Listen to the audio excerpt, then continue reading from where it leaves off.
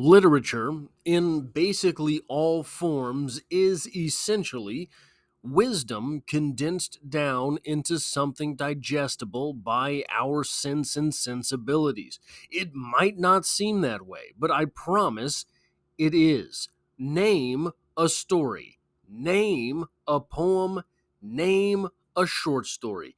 It doesn't matter.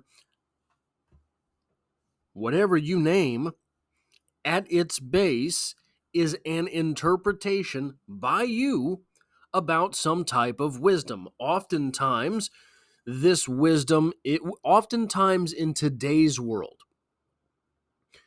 contemporarily, this wisdom has become more nuanced. This wisdom has become more and more gradient of life itself versus back even just as far as Emily Dickinson. A lot of that wisdom was the big wisdom, the big wisdoms of life, which were sort of stirred in the pot and retold through each voice, through each author, through each poem and story. The big things in life, what are those?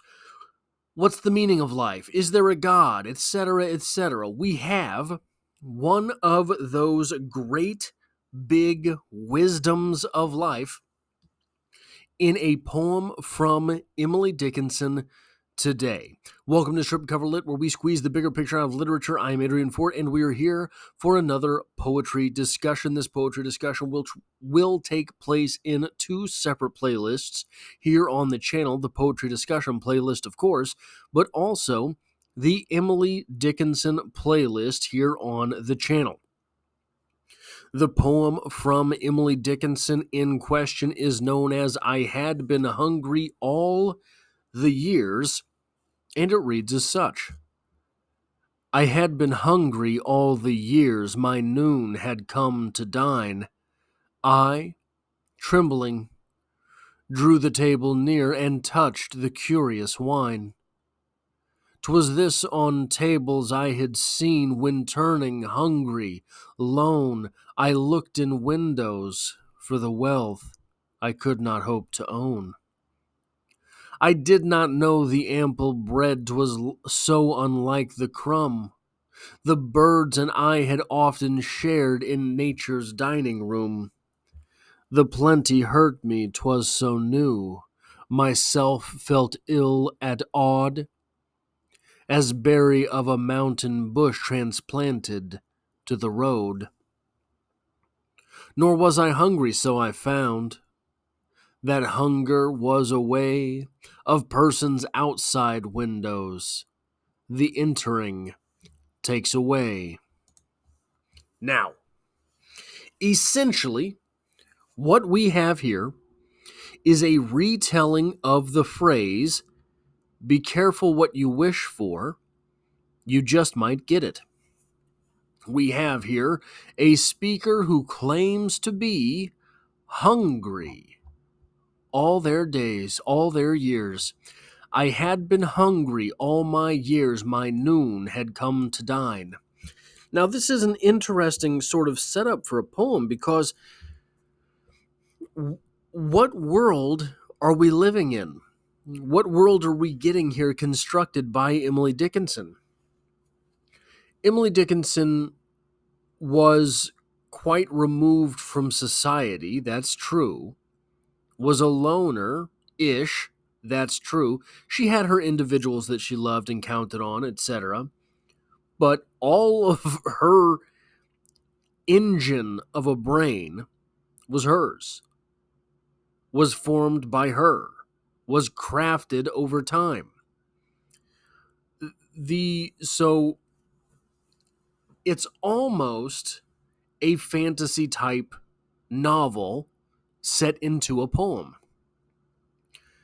I had been so starving all the years, and then it became my time to eat. I had a dinner time, a supper. This would be dinner by those old standards, right? Dinner and then supper, breakfast, dinner, supper, whatever.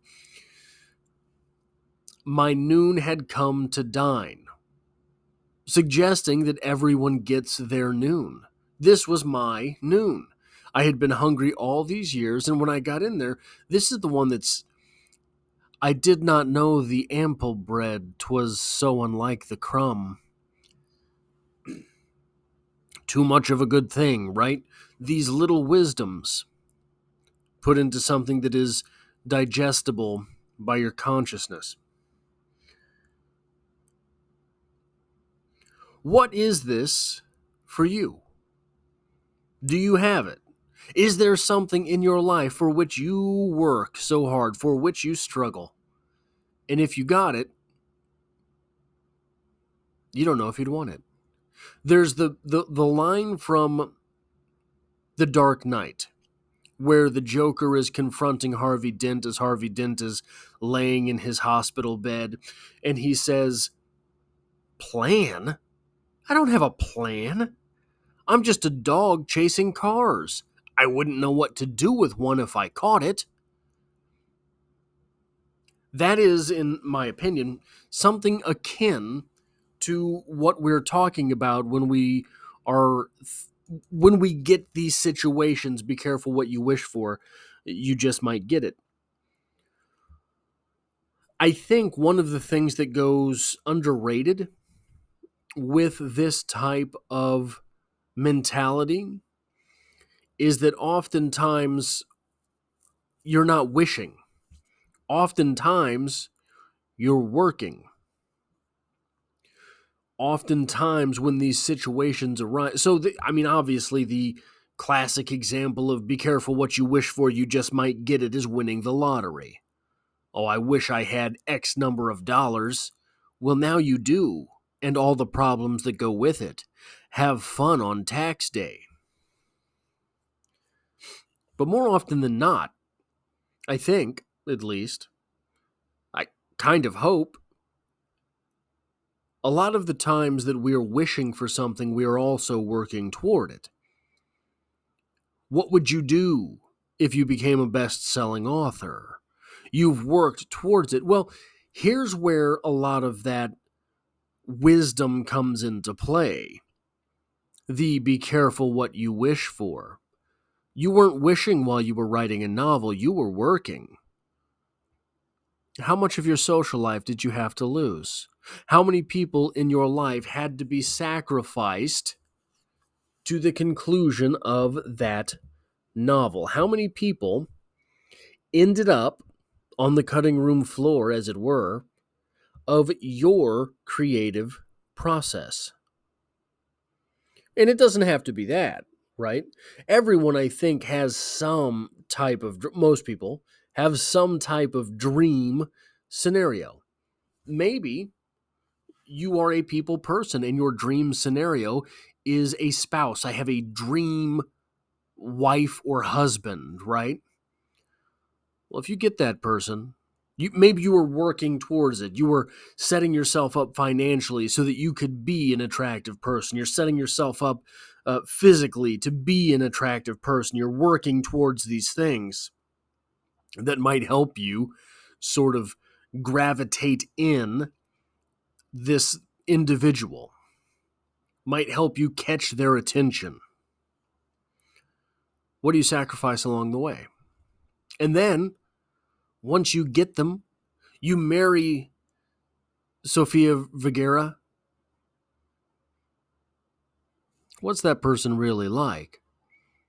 Because you're emphasizing that individual in your life based on some conception you have of them, not based on the person themselves, right? You want to be a YouTuber. What does that mean? What types of pitfalls come with that lifestyle? You want to be successful in whatever field of work where you work, where you have a job. You want to be the pinnacle of that profession.